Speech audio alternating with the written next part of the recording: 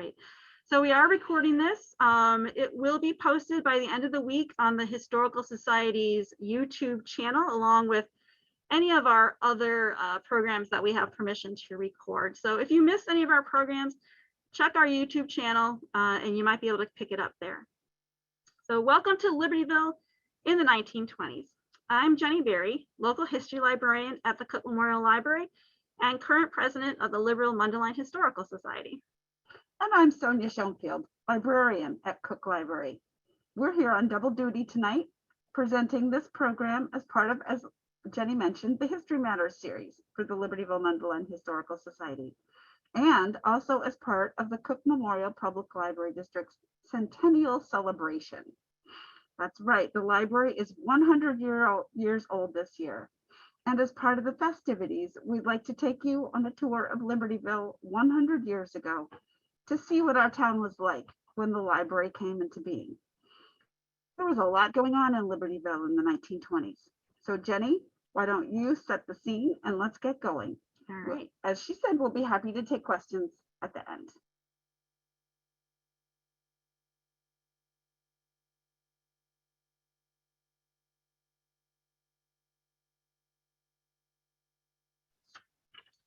All right, they're planning big things for Libertyville, shouted the headline of a full-page Chicago Evening Post article on September 12, 1925. 2 months later, Real Estate News Chicago dedicated an entire issue to Lake County, one vast suburban empire, with a focus on Libertyville and Mundelein. Why was Libertyville suddenly the center of the attention of these Chicago publications, and what big things were being planned? During this presentation, we will look at Libertyville's growth in the 1920s and highlight some of the buildings, community organizations, and events of the decade. Libertyville was on a growth trajectory long before the 1920s.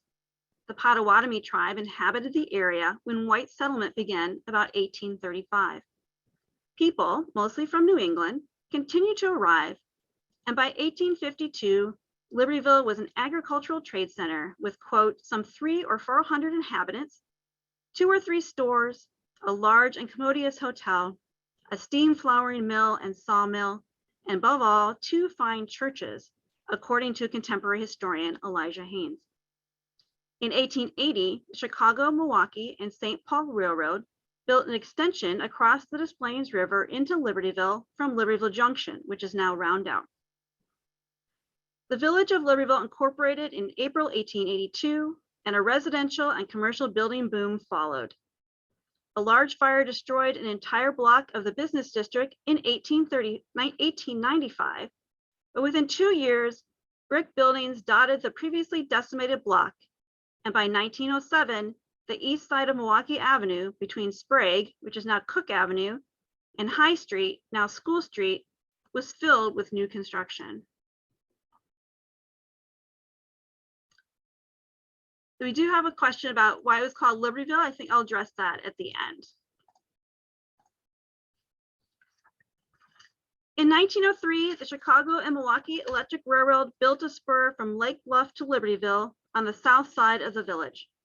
By 1906, one could catch a train every 40 minutes. And by 1921, the newspaper advertised early morning trains for the businessman, late morning and early afternoon trains for the luncheon, matinee, or shopping trip, and evening trains downtown to dinner or to the theater, departing every 30 minutes from the Libertyville station. Ease of access to and from the city attracted Chicago businessmen, including newspaper editor Joseph Medill Patterson, one-armed restaurant chain owner John R. Thompson, and industrialist Samuel Insull, who all purchased properties on the outskirts of the village in the first decade of the 1900s. If you're interested in learning more about these gentlemen farmers, as well as some others, you can watch the Historical Society's program from last spring on our YouTube channel. The village proper also saw substantial growth during this decade. 11 commercial buildings were constructed in the business district. New industrial concerns moved to town, and the population nearly doubled in the 10 years between 1900 and 1910. Although the percentage population increase in the 1920s would not surpass the percentage increase between 1900 and 1910, the total increase in population in the 1920s was the largest to date. 1,666 new residents came to Libertyville in that decade, spurred by the post-World War I trend of suburbanization due to the rise of the automobile, and in the case of Libertyville, a new interurban electric train line. The increased availability of the car transformed Libertyville in a number of ways, from shops and taxes to road surfaces and signage. The Libertyville Garage, the first business in Libertyville to cater specifically to the automobile, had opened in 1911. It was the first of many, as seen by these advertisements in the 1929 telephone book. By the end of the 1920s, you could barely walk or drive a block through town without passing sales rooms or a filling station or a tire shop. The Libertyville Village Board implemented a wheel tax in 1921, similar in concept to today's automobile sticker. In 1929, the village issued 916 vehicle tags, almost one for every 4 residents, which was slightly above the Illinois state ratio of 1 to 5. As cars came to dominate the roadways, it became necessary to improve road surfaces to avoid accidents or getting stuck in the mud. In 1920, the Chicago Daily Tribune invited readers to submit nominations for the world's worst road. A submission entitled Ode to Lake County argued Milwaukee Avenue should receive the honor.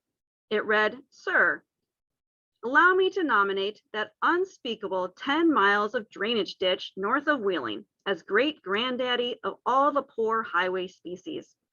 It is the pariah of the highway family, the leper among even those other road crimes in Lake County.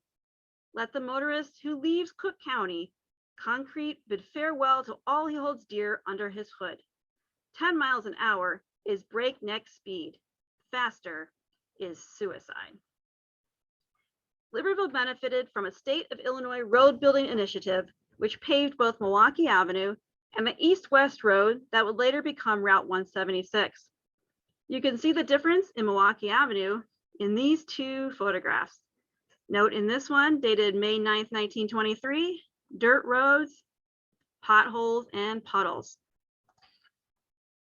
And this is a little later picture showing a very nice paved Milwaukee Avenue from about the same vantage point of Milwaukee Avenue and Church Street.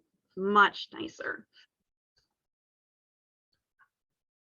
To regulate the traffic, Libertyville installed speed limit signs and 3 automatic stop and go lights on Milwaukee Avenue, retained a traffic policeman, and hired a motorcycle policeman for weekends. The stoplights caused regional angst. Cook County President Anton Cermak, later mayor of Chicago, who frequently traveled through Libertyville to his summer home in Antioch, was particularly aggrieved. His complaints at a July 1927 Cook County Board meeting were published in the Chicago Tribune. He said, "On July 4th, automobile traffic was blocked on the Wisconsin highway through Libertyville by these lights until traffic jammed halfway to the state line. Traffic was halted 3 times at stoplights going through the village, despite the fact that no cross traffic was in sight." Cermak and Libertyville Village President Earl Corlett exchanged letters through the Tribune's Voice of the People column. Corlett defended Libertyville stoplights and the rights of Libertyville citizens to be able to cross the street, especially on weekends when traffic was at its highest. Cermak counted that he was purposely delaying further Milwaukee Avenue roadwork in Libertyville, pending the removal of the stoplights, regardless of the fact that he held no direct power over road construction outside of Cook County. He was still complaining to the Illinois State Highway Department as late as September 1929, but to no avail. The stoplights were still in place in the summer of 1931, and Cermak's attention was diverted after becoming mayor of Chicago that spring.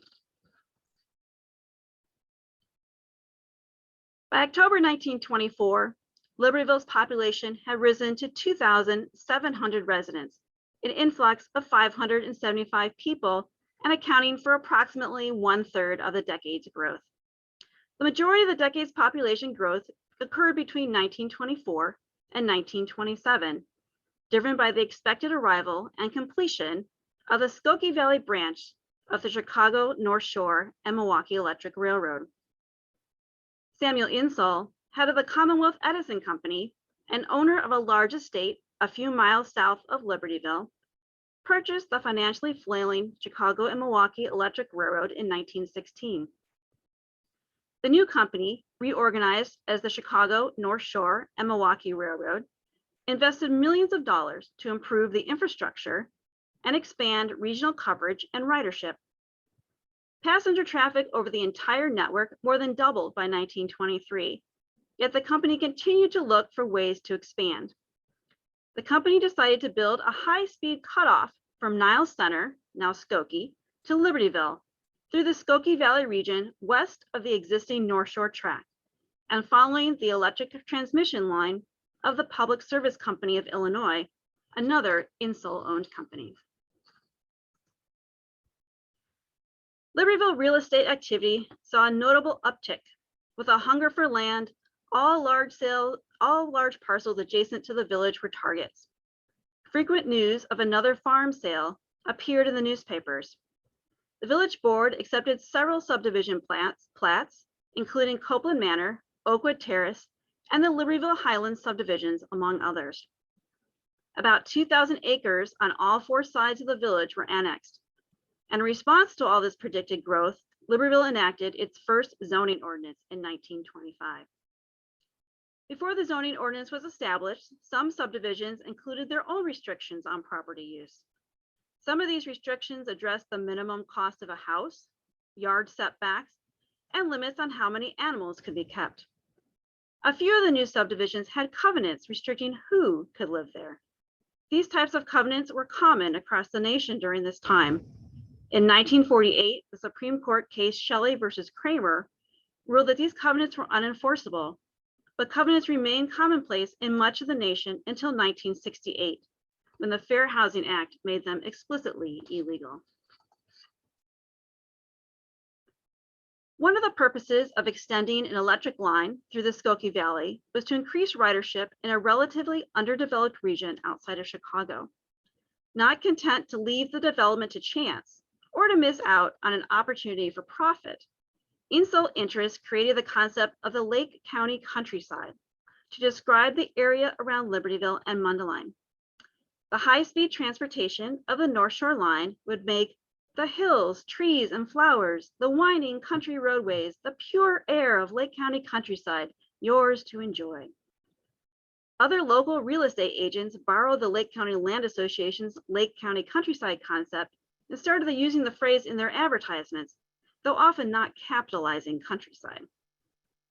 Lake County Land Association advertisements made sure to point out that their company was the original developer of the Lake County countryside and that it owned the choicest areas in Libertyville and Mundelein.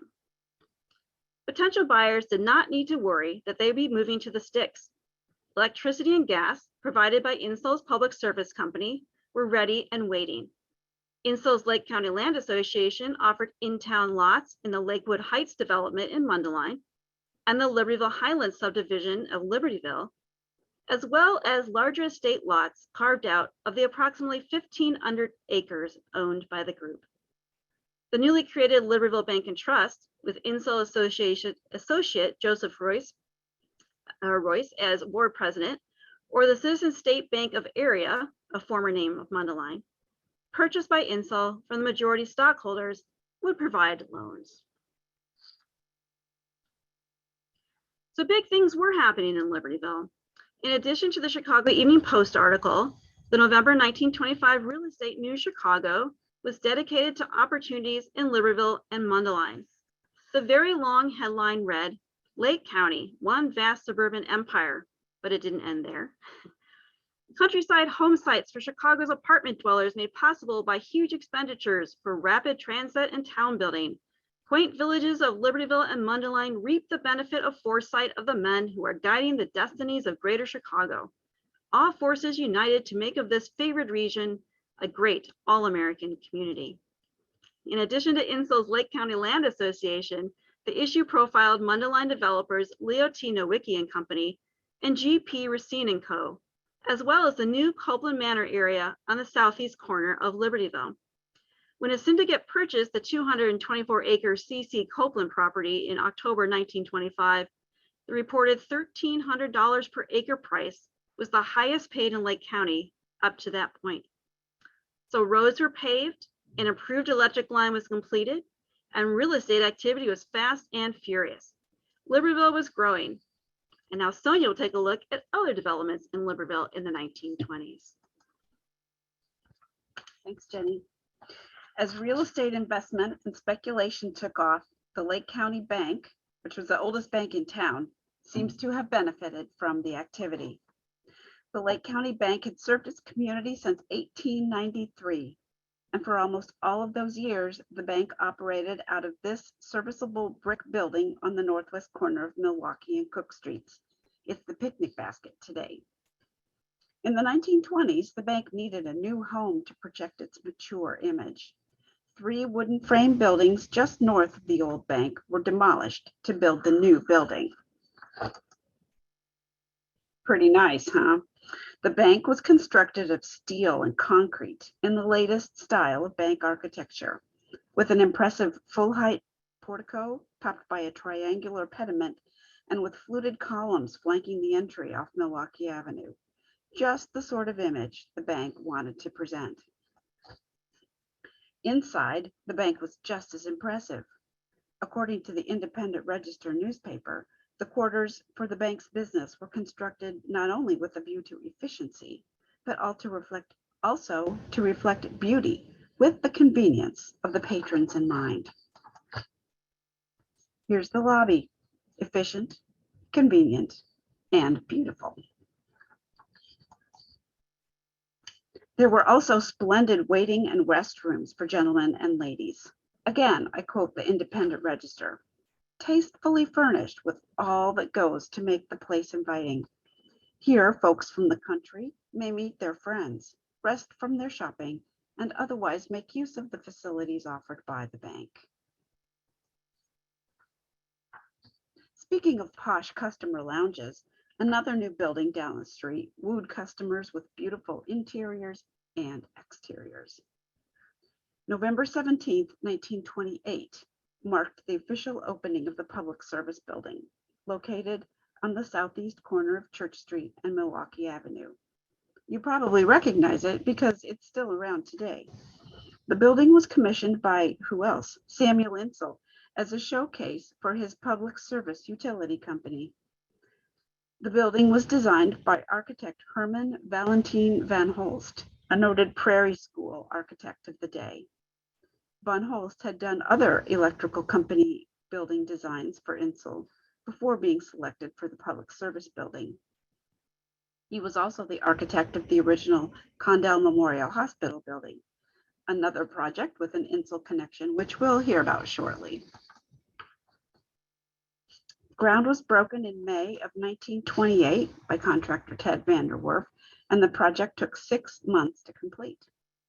The smallest decorative elements, which you can see here, such as the light fixtures and the clocks, were designed according to the architect's plans.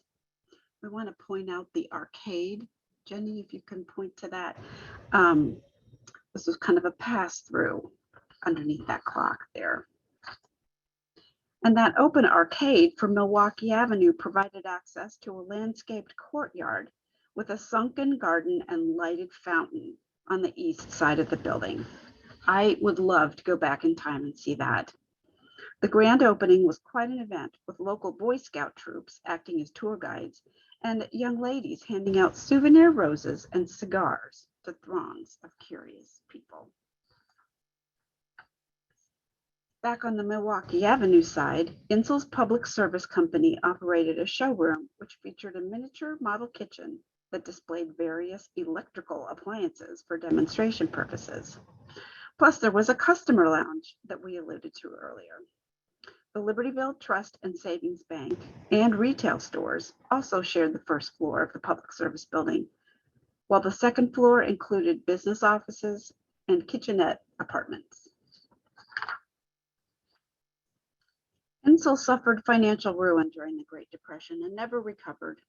The public service building site wasn't maintained well after Insel's holdings were distributed.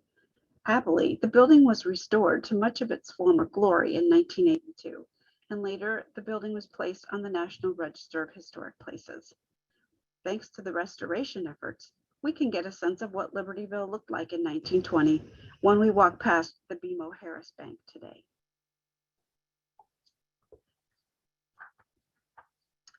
And also, as we continue down the street to the end of the block, this is the Bartholomew Building, which was built in 1929.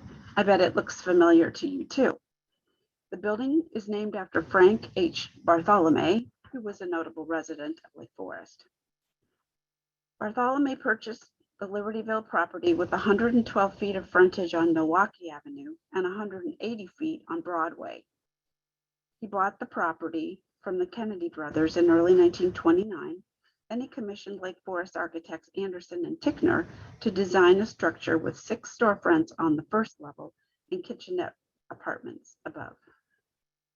One of the architects, Stanley D. Anderson, was known primarily for his extensive work throughout Lake Forest. Most of his commissions were done in the country Georgian style, as was this building. Once it was built, the Bartholomew Building offered quite a welcome to Libertyville's expanding business district. And expand it did. Going up to the north side of Libertyville, the business district really had only stretched along Milwaukee Avenue 1 block past the new bank we saw earlier. That is, until this gentleman came along, Benjamin Dahl. Dahl was a real estate developer who lived in River Forest and Chicago. He was part of that real estate boom that Jenny mentioned earlier.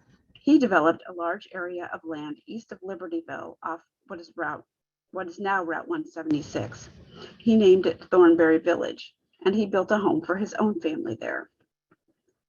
Dahl also purchased the land on the corner of Lake Street and Milwaukee Avenue on the north side of Libertyville, with the intention of building a commercial building on the site, which was built in 1929. Dahl's Tudor Revival style commercial building was the perfect bookend to the similarly styled public service building south of Cook Park.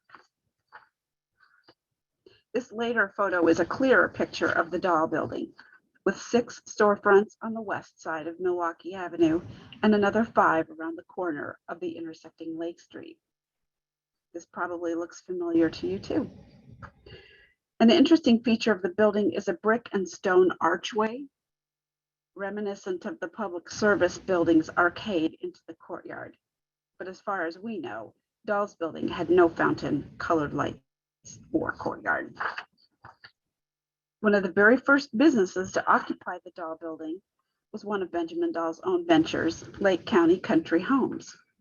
His wife, Margaret Caldwell Dahl, an artist, operated Dahl House Studio, a gift and artware shop in the building early on. Countless businesses have come and gone from the 11 storefronts in the Dahl building over the years, but the classic charm of this historic building endures. Yes, during the 1920s, Libertyville was growing all over the place. Besides the downtown buildings we just saw, the community benefited from a new hospital, a church, 2 schools, and a library. Of course, for us, the biggest event of the 1920s was the opening of the Cook Memorial Public Library. As Jenny mentioned, we have a program coming up in November that will really delve into the history of the library, so we won't go into many details here. How's that for a teaser?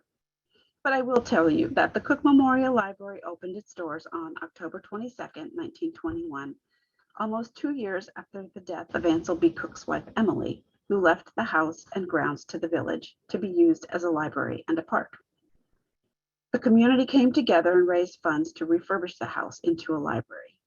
Located in the heart of downtown, the library was poised to watch its town grow, even as it grew too.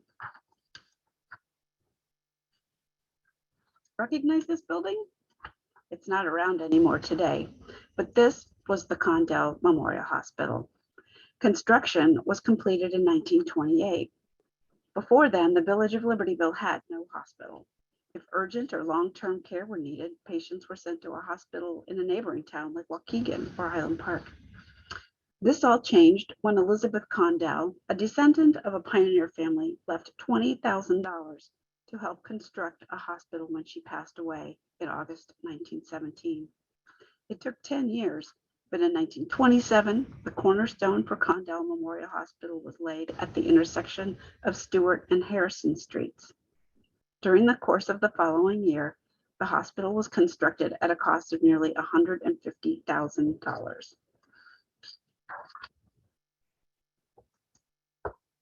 That amount is a lot more than the $20,000 that Elizabeth Condell had left to build the hospital. But the community came together to raise funds. Dr. John Taylor and Samuel Insull, surprise, surprise, also played integral parts in the financing and staffing of the hospital. The hospital was to be practical as well as pleasing to the eye. Condell was built in the shape of a cross so that everyone had an outside room, enabling patients access to sunshine and fresh air. The hospital was a single floor with a two-story section to act as the nurses' quarters. The grounds were to be immaculately kept to help inspire a feeling of comfort and hope, and plans were soon in place to pave the streets leading up to the hospital. Now, patients could be seen in a shiny, sterile environment. And patients and visitors could wait in a fashionable waiting room. The hospital was a new institution for Libertyville in the 1920s, but churches and schools had been around for a long time. In this decade, the congregation of Libertyville's First Presbyterian Church, organized in 1860, was still meeting out of a wooden structure located on West Church Street that had been built in 1881. At that time, it was described by the Libertyville Times newspaper as a neat edifice of somewhat unique and peculiar architecture. We'll let you decide if that pronouncement is correct. By the 1920s, it was a 40-year-old wooden structure. So with foresight, but no concrete plans, the congregation purchased a lot on the corner of Douglas and West Maple Avenues in 1925. On February 20th, 1927, fire broke out at the Presbyterian Church. The cause was a faulty furnace. Although both Libertyville and Mundelein fire departments battled the flames, the building was burned beyond saving. After the fire, a building committee was appointed and began to function immediately. A campaign drive for funds to build a new church began in April of 1927, just a few months after the fire. White and Weber, Chicago architects, designed the building, and the contract for the construction was awarded to local contractor Robert Sitz. Everything moved quickly. The building was staked out on October 19th, 1927, and the cornerstone laid November 27th, 1927. The building was dedicated on June 24th, 1928, with 400 people in attendance. The brick colonial structure provided spacious and attractive facilities for worship, study, and fellowship. Although First Presbyterian Church has seen many additions and changes since then, the original structure still serves the congregation today. As Jenny mentioned earlier, the 1920s saw the population of Libertyville grow by over 1,600 new residents. This increase in population meant more families with school-aged children. Until the 1920s, there was only one grammar school in Libertyville, Central School, on School Street in the north part of the village. By 1926, Central School was packed to the gills, so much so that the upper rooms in the village hall were fitted up for classrooms. As the local paper put it, the need for a new school was imperative. So ground was broken March 8, 1926, on Rockland Road for the school that would take its name from its address. The architects were Lewis and Dougherty of Chicago. General contractors were Reiner and Malsch from Lake Geneva, Wisconsin. The two-story building contained 4 large classrooms, halls, corridors, lavatories, cloakrooms, and a stage and auditorium with a balcony around the second story. Libertyville children in 1st through 4th grade walked through the doors for the first time in early 1927. The grounds of the school were also a point of pride, called a beauty spot of the village. Rockland School was built to serve students who lived in Libertyville south of a line from Broadway to West Maple Avenues, Broadway and West Maple. It was also built with expansion in mind, and just 2 years later, in 1929, 4 more classrooms were added on, allowing for neighborhood upper grade students through 8th grade to attend the school as well. The pictures we have here are from after the expansion.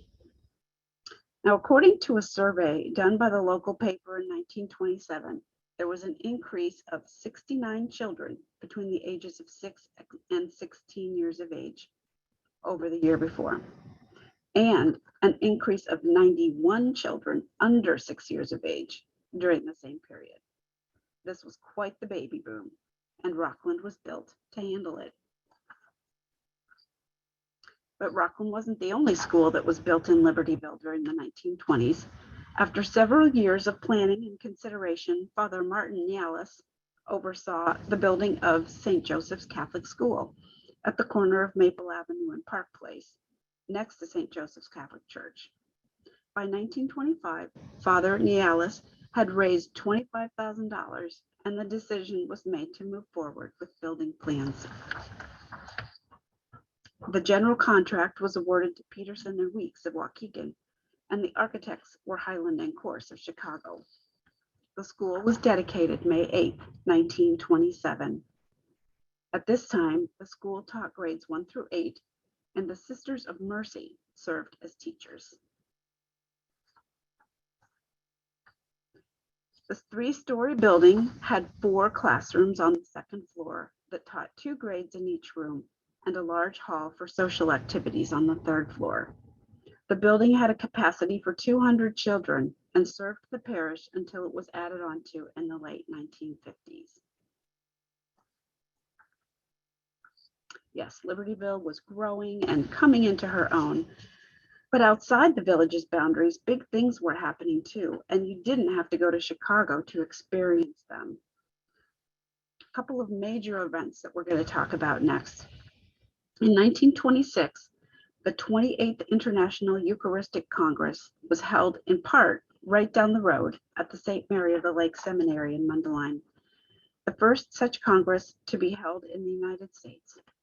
For those of you not familiar with the term, a Eucharistic Congress was held by the Roman Catholic Church to celebrate Holy Communion and to encourage people in their faith.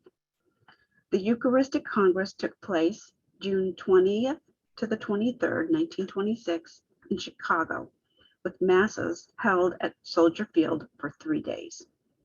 The Congress ended on Thursday, June 24th, with the Eucharistic procession around Lake St. Mary, and the seminary in Mundelein. Samuel Insull's North Shore Electric Rail Line helped transport the hundreds of thousands of people who came 40 miles from Chicago to the middle of Lake County.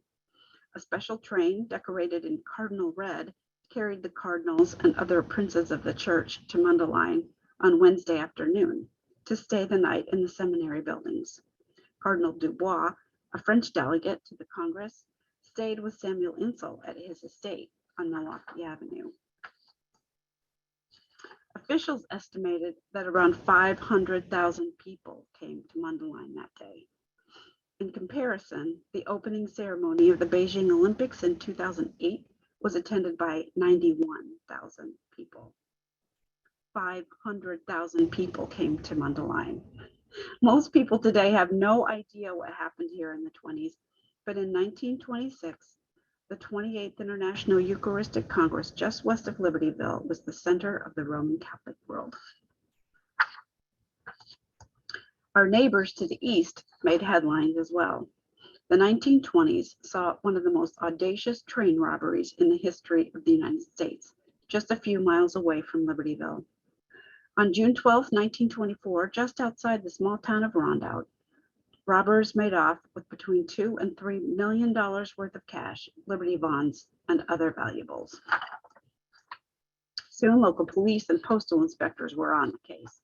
Through good detective work, in less than 4 months, all of the thieves were caught and were awaiting trial.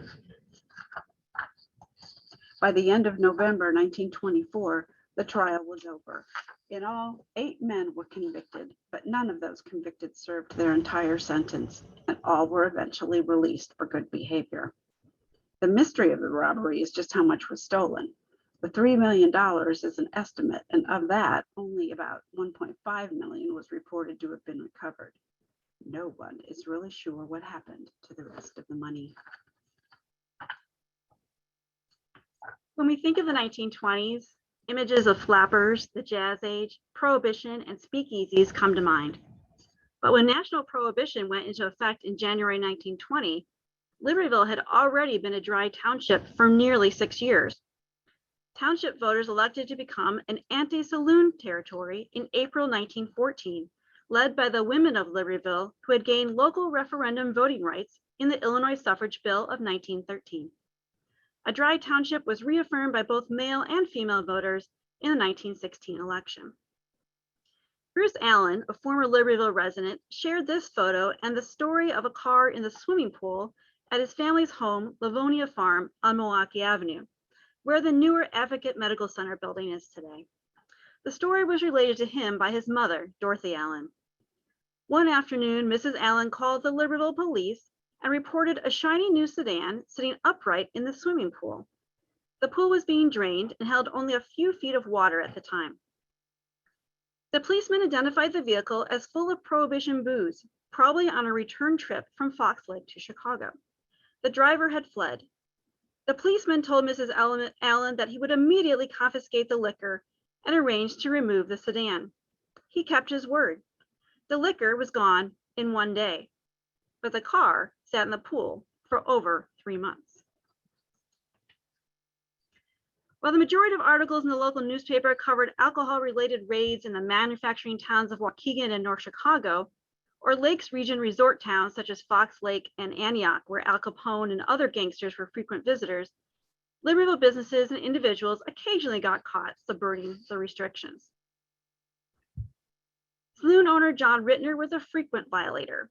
John Rittner opened a saloon in his new building at 545 North Milwaukee Avenue in 1905. When Libertyville went dry in 1914, Rittner stayed in business as a dry saloon, offering soft drinks. Trouble for Rittner began in 1917, when he was charged with selling liquor in anti-saloon territory. A customer who was arrested for public drunkenness blamed Rittner for selling him whiskey, but Rittner swore he only sold the man ginger ale. The Libertyville Independent newspaper asked, "Can a man become intoxicated by drinking 2 glasses of ginger ale?" However, because there were no other witnesses, only one man's word against the other, Rittner was given the benefit of the doubt and found not guilty. Rittner was arrested again a few months later when he hit a man over the head during an argument at his establishment. When the police arrived to arrest him on the battery charge, they found, quote, "a quantity of liquor." The newspaper reported that, quote, "Rittner is alleged to have imbibed quite liberally himself." The case was dismissed the following year, along with several other cases, for no apparent reason other than it had been over a year and the cases had not yet come to trial. Mr. Rittner's luck ran out a few years later. On March 3rd, 1921, the Libertyville Independent confirmed that Rittner's saloon had been closed. Yet again, he was charged with the sale of intoxicating beverages, but this time he was found guilty. His place had been raided twice in 2 weeks, and both times large amounts of liquor were found. The saloon was deemed a nuisance. Rittner was fined and jailed and couldn't or wouldn't pay a $5,000 bond to, quote, assure the place could be conducted more orderly. The judgment was softened the following November, and Rittner was allowed to rent his building to other proper vendors. Evidence can be found of local individuals deciding to produce their own alcohol in local stills. "Moonshine still seized in raid in Libertyville," rang a headline in the October 11th, 1923 Libertyville Independent. Deputy sheriffs raided the William Stolzman farm and arrested tenant John Swierzak, for the manufacture of moonshine. A large still and 6 gallons of moon were confiscated. In May 1924, the Malloy farm north of Libertyville was raided. I like the newspaper coverage so much, I'm going to read a bit of it almost verbatim. Deputies swooped down on what is known as the Mary Malloy farm and found a complete plant for the manufacture of the amber fluid of pre-Volstead days. They found about 50 cases of the foam-bedecked beverage all ready for delivery to thirsty patrons for Memorial Day. But there will be thirsty, cotton-spitting gentry for some days to come, as the sheriff heartlessly loaded the beer and the apparatus for making same into trucks and hauled it off to his private storage vault in Waukegan. There was also about 50 gallons not quite ready for use. It is said the sheriff secured more booze and paraphernalia for making same in this raid than in all the raids pulled off in the county combined before this time. Sounds like a pretty big operation. A few clues that Libertyville residents were at least familiar with the concept of a speakeasy or a blind pig can be found here and there in the newspaper. It's not clear what was intended in this advertisement on the left for a fundraiser for the new library. It seems unlikely that an event held at a church and sponsored by the Sunday school would have illegal alcohol, but we don't know. And in the 1929 newspaper column on the right, the author ruminates that speakeasies may become a thing of the past, suggesting that local sentiment about prohibition might be changing. In 1933, when an amendment to the Volstead Act permitted the sale of 3.2% beer, Libertyville passed an ordinance permitting it locally, and 7 local establishments quickly applied for a license. It took until March 1934, about 4 months after the repeal of the 18th Amendment, for the state of Illinois to pass legislation permitting the sale of hard liquor, and then for Libertyville to follow suit. A last story I want to leave you with is one we cannot verify in any way, but we feel it captures the time so well that we're going to tell it anyway. And if you attended the spring program on the 1 mile track, you've heard this one before. This story takes place in 1927, more than 2 years after the Lake County Fairgrounds, located where Lake Manier is today, closed. It is an anecdote in the Libertyville Fire Department history, the Libertyville Fire Department past, present, and future, written by John Swan in 1985. The abandoned grandstand, seen here in earlier days, caught fire, and when word spread, men from all over town arrived, creating a jam of running volunteers and cars on Apley Avenue. The volunteers did whatever they could to help the firemen, even throwing dirt on flames and beating them out with sticks until the fire was finally extinguished. One old-timer who watched the men frantically fight spoke up in a loud, proud voice. "You fellas by dinghy did a whale of a job putting out that fire. I want to thank you for helping the firemen avoid an irreplaceable loss. Our great heritage has been preserved." The men were all quiet until one finally spoke up and replied that heritage was not on their minds, but a 50-gallon drum of pure alcohol buried under the grandstand was. The volunteer said, "We've got this stupid prohibition with us, and you can't buy a drink anywhere, so that's our filling station. Fortunately, we have a bootlegger here in town who fills up bottles after dark right out of that barrel. If the grandstand burned down, the barrel would have exploded, and the burning alcohol would have made a fire you could see all the way across Lake Michigan." The surprised old-timer humorously promised not to breathe a word, and the story was passed down by the fire department. As we've seen, high hopes and significant accomplishments defined the 1920s in Libertyville. The decade witnessed Libertyville continue to transform from a regional agricultural center to a commuter suburb of Chicago due to the general post-World War I trend of suburbanization, the rise of the automobile, and the improved North Shore Electric Railroad line. New residents moved to town.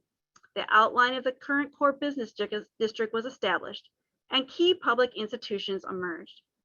But despite a 1927 Chamber of Commerce prediction of continued growth, population growth and new construction plateaued as the decade came to an end. And then the Great Depression ground the boom to a halt. While perhaps not to the degree anticipated, big things did happen in Libertyville in the 1920s.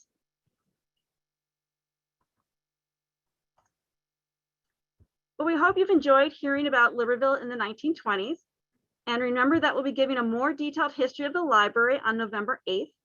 And the Historical Society's History Matters series winds up this season with a look at who was Ansel B. Cook on November 18th. And we'll be happy, November 15th, I'm sorry. And we'll be happy to take any questions now. I did see some chats come through. Let's see if we can address those.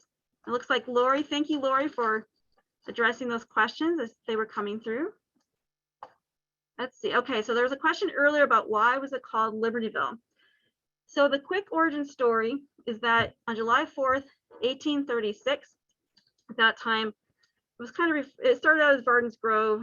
The people gathered around the flagpole, decided to, Sonia's mentioned me, I'm off camera, gathered around a flagpole and decided to call it Independence Grove in honor of July 4th. In 1837, when they went to get a post office, it was found there was already an Independence Grove in the state of Illinois. Archimedes Wine Coop, my absolute favorite Libertyville historical name, recommended the name Libertyville. Libertyville did not exist already in the state of Illinois. The post office was accepted with that name, and it was Libertyville. There was a short period of time in the late 1830s, early 1840s, where it was called Burlington when we were the county seat. But when the county seat moved to Waukegan or Little Fort in 1841, it reverted back to Libertyville. I think that's it. Yeah. All right, let's see what else I have here. Dr. Kalani tells us there are parts of the original condo building buried inside the current building. If it is, they completely wrapped it around there. But Dr. Kalani should know. Francine, how do I find this past programs on YouTube? Lori Stein sent the chat link. Okay, got it. Thank you, Arlene, for a dynamic duo. Other questions anyone has about any of the content we covered, or maybe something that we didn't cover?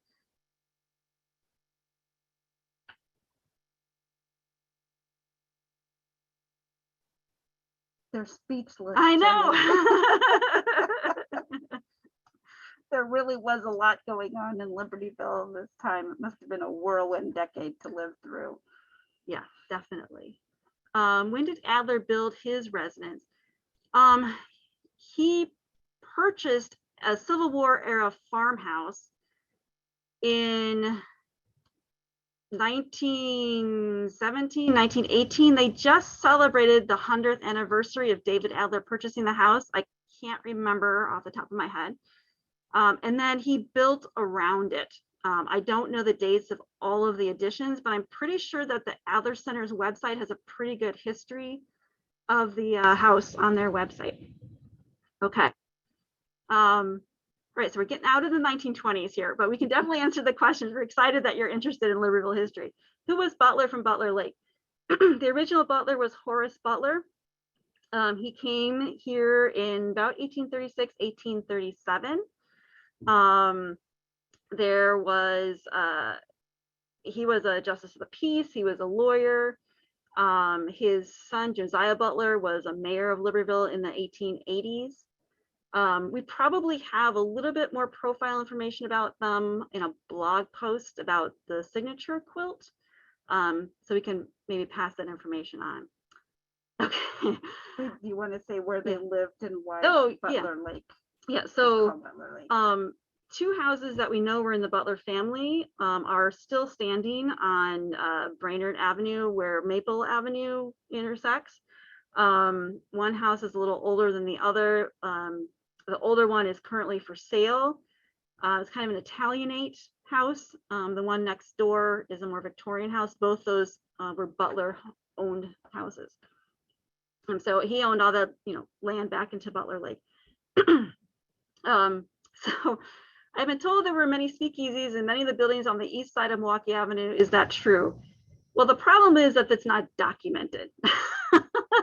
That's a lot of the problem with finding out like the dirt what might have been happening in the 1920s, is that we don't have records, and there wouldn't be records of speakeasies.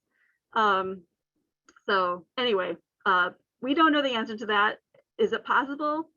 Sure. We don't have any records of that. What were the parameters of the Copeland Manor subdivision of the 1920s?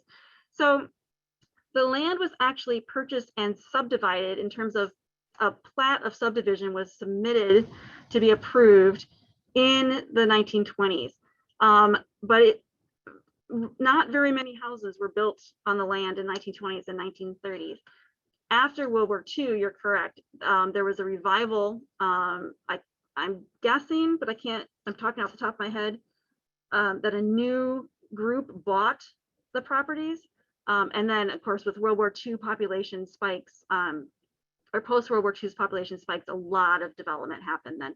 But the original Copeland Manor development or subdivision of the land was in the 1920s. Do you have any info on Winchester House history as a poor farm? There is a blog. Hold on a second. Let me get out of here. Maybe Lori could find Yeah, it. Lori, do you think you could go? Lori Stein is watching from the Historical Society. The library does a past is present history blog. And there is a history of Winchester House as the Lake County Poor Farm that was done several years ago. So if you go to the library's website, on the main page, on the bottom right corner, there's a link that says shelf life. And through that, you can get to the past is present blog. Any plan to give a history of the Cuneo properties? Well, we mentioned Samuel Insull, who was actually the person who built that. Sorry, I keep going off the screen. Who built that property? A couple of years ago, we had someone from the Cuneo Mansion come and do a program on Hawthorne Melody Farm. The short answer is no, we don't have any current plans to do a presentation on that, but we could always come back around to it. During the 1920s, where did people go for dance bands that toured? Off the top of my head, I don't know. I would guess Diamond Lake in Mundelein. The Ray Pavilion. The Ray Pavilion is what comes to mind, but I'd have to look into that more directly. Mm-hmm. What year was the Brainerd built? My dad said kids came from all around the county, as it was one of the few high schools in Libertyville. Brainerd opened in 1917. Thank you, Lori, for posting the history of Lake County Poor Farm. Yeah, as my mother recalled, it rained heavily on the day. It did. It poured. Yeah, it poured on the day that everyone came to Mundelein. Yes, it did. And then the sun came out at the end. Yeah. Oh, thank you, Polly, for, yeah, that was our guest too, would be the Ray Pavilion in Diamond Lake. Okay. Ooh, that was a lot of questions. You like the enthusiasm there. Great. Years ago, the Libertyville-Mundelein Historical Society had a presentation by Insull's son. Yes, and we have actually digitized the cassette recording of that presentation. If you go to the easiest way is to go to the library's local history page. Maybe Lori can post this link too. Go to photos, documents, and postcards or something like that. Search for Insull, and it's on the Illinois Digital Archive. So we have that, and we also have a recording of a Cuneo Jr. presentation as well, is up there as well. I'm just going to give Lori a moment to see if she can find it and put the link up. Oh, looks like there's a couple of questions in the Q&A. Let's see.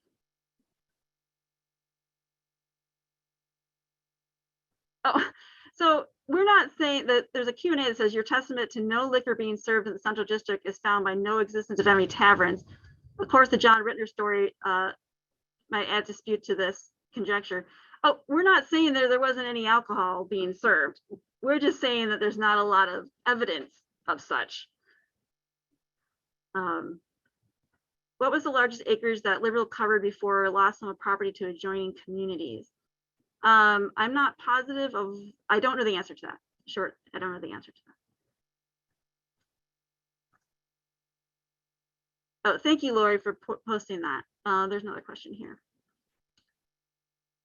Do you have any info on the building on the corner of Milwaukee and Broadway? Same block as Harris Bank building just south of it. Yes, that was the Bartholomew building that Sonia talked about back in the middle of the presentation. I wonder if we can go. Close your eyes so you Yeah, don't get sick.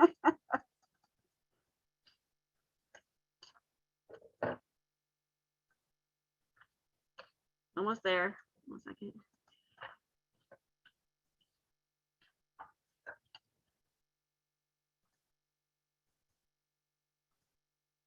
So close. Yep, next one. There. There it is. Is that the building? I think that's the I building. think that's the building that Mindy is asking about. Built in 1929. It had an addition put on it later. Right now, in this picture, there's a house here, but there was the addition that now holds, I can't remember what's in there now. Libertyville-Mundelein was in the building, but that's that building. And if you're interested in, Sonia mentioned Stanley Anderson. Our September program was on Stanley Anderson, or Anderson and Tickner, the architects, given by the son of one of their later associates or partners. So if you go to our YouTube channel, you could learn a lot more about Stanley Anderson. In general, he does touch on this building as well.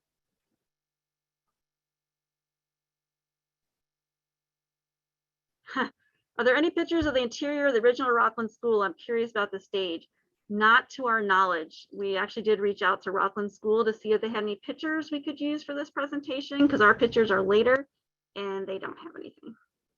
If anybody knows of any, we'd love to see them.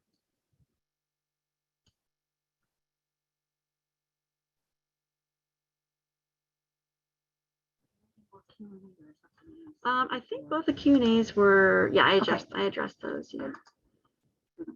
Yeah.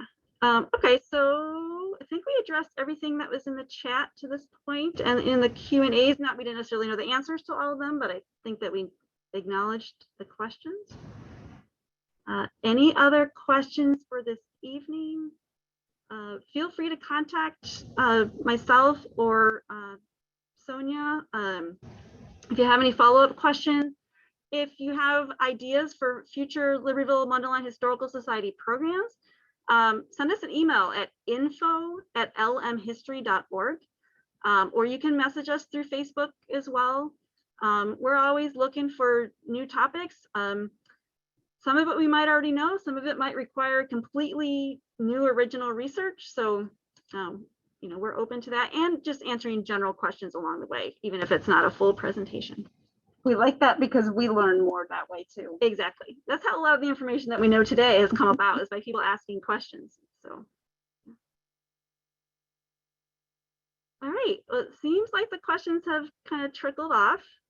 Again, if you have a question, want to follow up with us, please email us, contact us at the library or through the Historical Society.